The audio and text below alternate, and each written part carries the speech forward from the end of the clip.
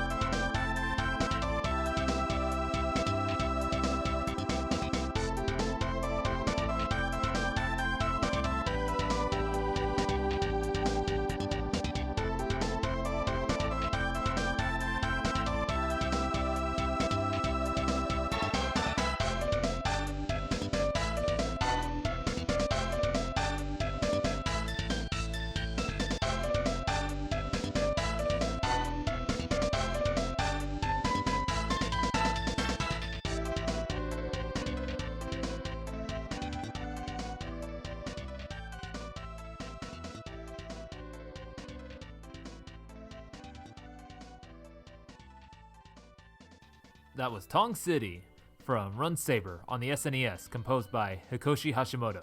And this is pretty much a Strider clone, because, you're just running around slashing things, climbing on walls and ceilings, and doing crazy jumps and all this stuff. So you get to play as one of two androids or cyborgs, I'm not sure what they exactly are, called Sabers. One male who has the power of lightning and the other female who has the power of ice. And you're taking on these bioweapons that are trying to take over or destroy the world or something. And then on this stage, this music is from, halfway through you fight a renegade Saber who has the power of wind. And I'll say this, the stage layouts and the way how they look, and also like the monsters and everything that are in the game are just like look really good. And so is the music. I mean, as you can hear here, I'd say there's maybe one or two tracks in here in this game that are not that great, but for the most part, it's really good. And for some reason, Hikoshi was kind of obsessed with these, I'm going to play these couple samples here that kind of just show up throughout the game. And the gameplay is pretty solid too. A little bit about Hikoshi Hashimoto, not to be confused with Hiroshi Hashimoto. He's got a big old list of games that he's composed for, but the two that stand out for me are from the Sega 32X, are Cosmic Carnage and ATB Tour Championship Tennis. And those are some top-notch FM goodness right there. And speaking of goodness, let's reach back inside the goodie bag and see what's next here. Ooh, this is an interesting one. This next track here is called Sonic by Andrew Goodwin.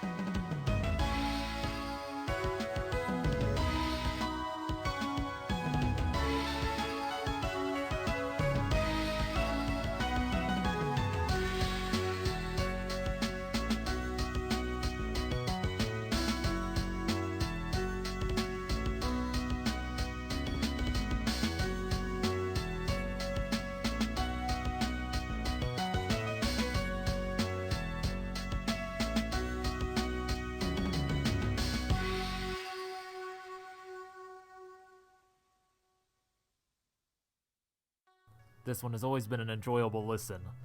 This has been Sonic, an original composition by Andrew Goodwin from 1995. And before you say it, no, it's not that wretched rodent, as AOSTH Robotnik was so fond of saying. Look him up, you're gonna have a good laugh. But yeah, I came across this song way back in the day when Dogpile was still a relevant search engine, and it had a feature on it where you could look for music, like search for music from sites. So like you would just plug in, say, for example, I was looking for Sonic music, and it came up with all the different like MP3s and waves or other kind of audio files that were on different sites. And this one came up, and I clicked on it. And I was like, ooh, what is this? I like this. This sounds so good. But alas, I don't have any information on Andrew Goodwin at all. I've tried looking him up again, and I can't find the site that I found this on or anything. But what I can say is it sounds like this might be a tracker tune. Definitely not a mod. There's more than 4 channels going on here, so I don't know. But that's all I have on this thing. So let's reach on back into this bag. Oh, goodie bag, goodie bag. What will you have next for me? Ah, now this is a banger. This is Treasure Castle from Socket on the Sega Mega Drive, composed by, this is a big list. Yasuyuki Hamada, Shigenori Masuko, Youko Suzuki, and Fumito Tamayama.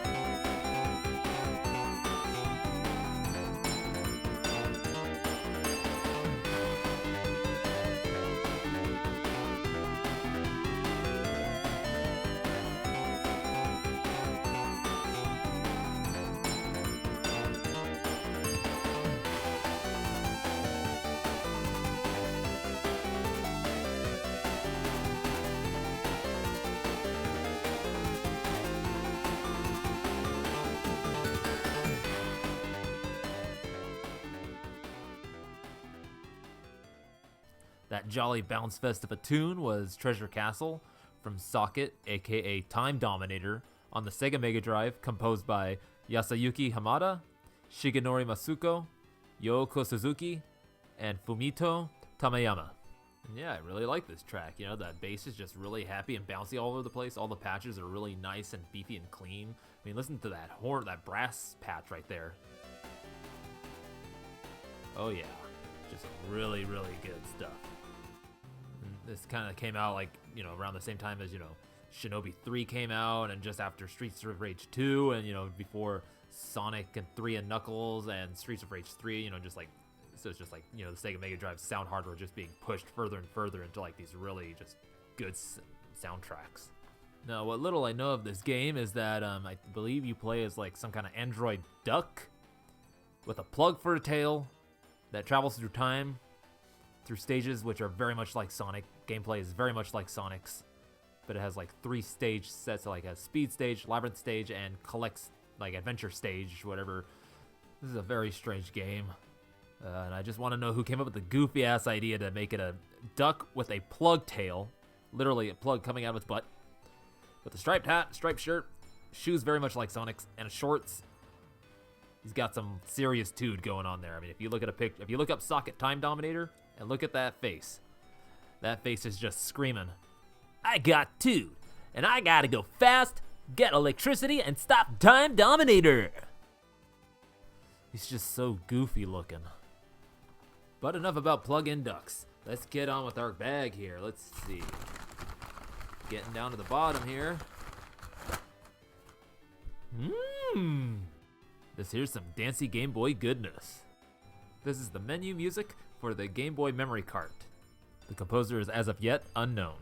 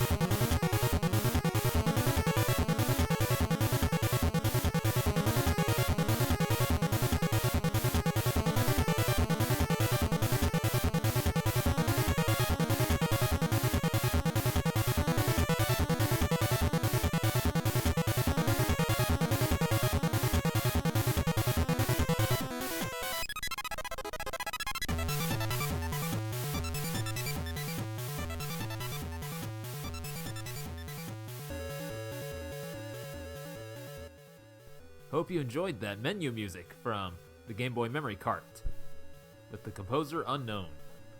And what exactly is this thing?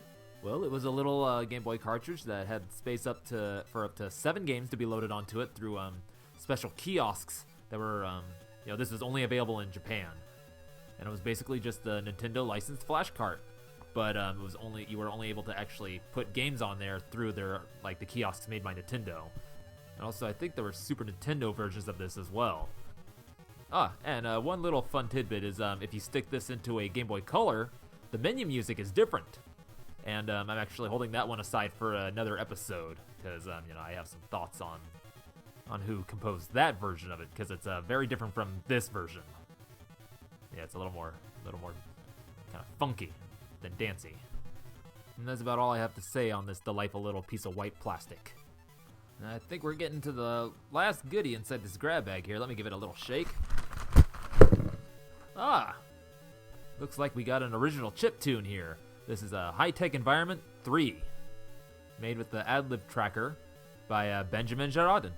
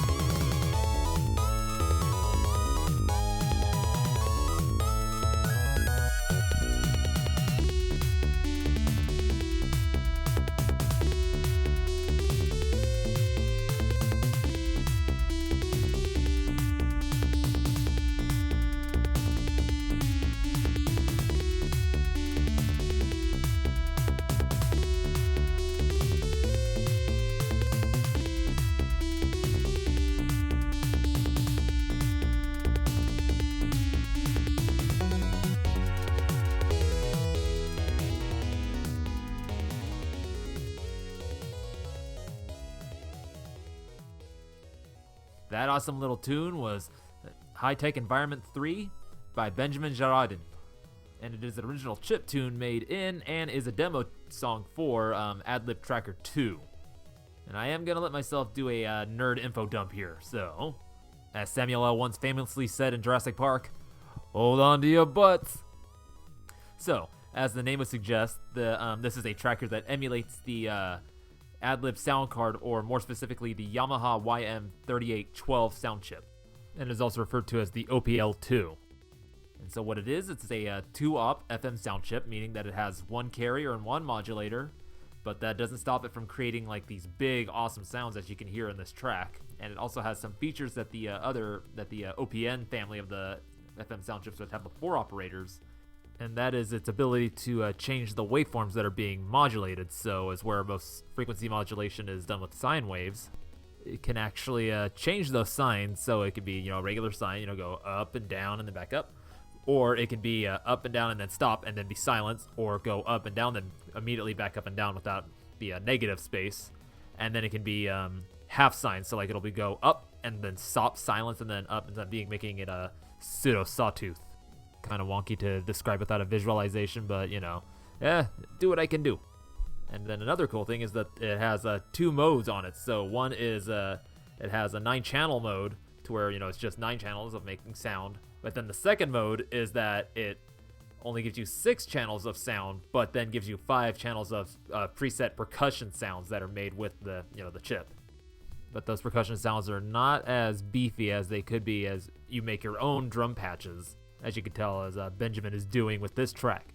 And now it is time to release the holding of your butts and tell you what little I do know of Benjamin here. And that is that he is a demo scener, mostly uses Adlib. I found some of his stuff on a site called scenestream.net, but that's as much as I can find of his stuff. But like if you download Adlib Tracker Tool, you'll be able to find. I think he's done like 4 demos for it too, which I think is a couple of them on this site as well. But that's all I got on Benjamin. And unfortunately, that's all I have left for you today as well. And I hope you enjoyed this shorter, less info dumpy style of episode. And I definitely know I'll be doing more of these as I go on, because I kind of enjoyed this, just being able to share just some random tracks with you that that I've enjoyed through the years, or that kind of like caught my ear recently. Who knows? Little surprises all the time. And speaking of surprises, I'm gonna be guesting on Rhythm and Pixels with Robin Purnell next week. It's gonna get crazy. It's gonna be wacky. Madness will abound. So I'm really looking forward to that. And as far as what will be coming up next on VGMporium, I'm debating whether if I'll do something in the same topic that I'll be doing with Robin Purnell, or if something else that I've been kind of working on the last few weeks. We'll see how my mood strikes me at the time. And I'd like to thank you for once more joining me here on VGMporium. I've been your host, Rage Cage.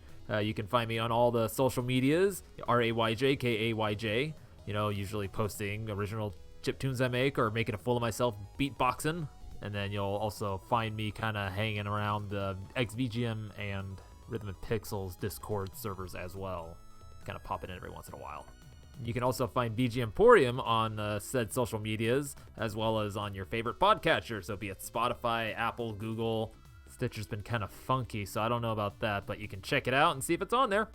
Once more, thank you for coming to shop at VGMporium, and hope to see you next time. Though I can't actually see you. Probably should use a better return of phrase. Oh well.